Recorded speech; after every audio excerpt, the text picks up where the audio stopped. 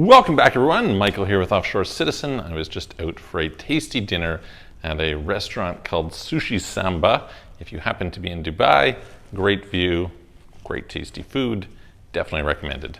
Anyway, today I'm going to talk a little bit about a story of a client who described to me getting his citizenship by investment for free and how I talked him out of another one for kind of some opposite reasons. So we're going to dive into it today and discuss a little bit the ROI of citizenship by investment.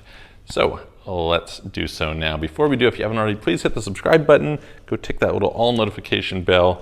Thank you for your support. If you'd like help with getting second citizenships, paying the lowest legal amount of tax possible, getting residency abroad, relocating abroad, offshore banking, etc., please reach out to us. You can book a call, calendly.com/Michael-Rosmer. There's a link in the description below.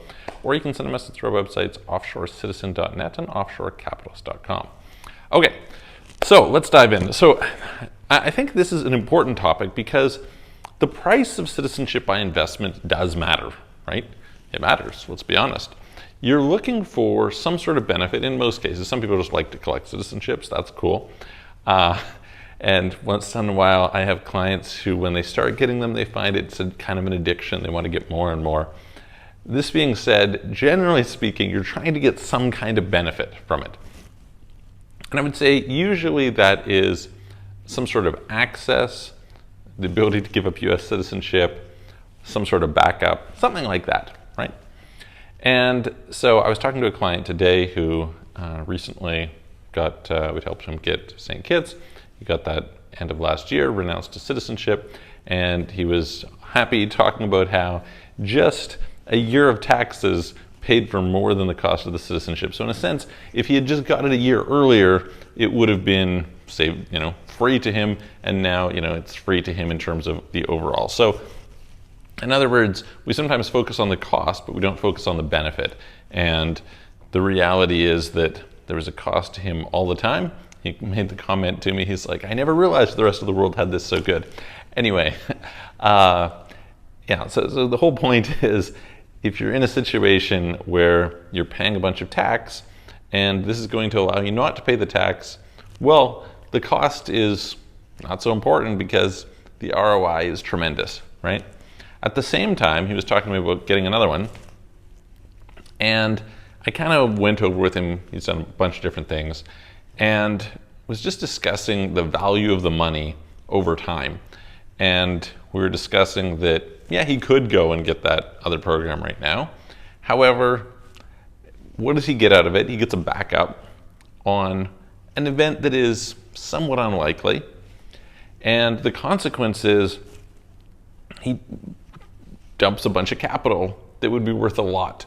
So that over the course of the next 5 years, the value of that capital is probably 10x realistically for him based on where he's at, what it is today. And so does it really make sense? And I always think that it's important when I'm talking to people about, setting up some sort of a structure, or relocating, etc. You need an ROI that makes sense for you. That ROI could be something to do with saving tax. It could be lifestyle based. I mean, I've often talked, sometimes people will say to me, what happens if I renounce my US citizenship and then, there's some issue with my family and I, need to go back they have health problems or something, what about the tax? And I'm like, fuck the taxes at that point, who cares? It is irrelevant. Like, some things are much more important and I'm just gonna pay whatever it takes. That's the reality, because certain things are important and certain things are not. So anyway, the bottom line of all of this is just to say that I think it's worth understanding, based on where you're at and what's going on in your life, and is to step back and think of, where do I want to be? What is the objective?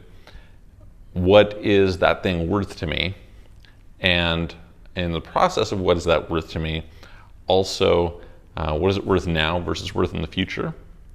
And so in some cases, there's a great ROI, and in some cases, you should probably wait.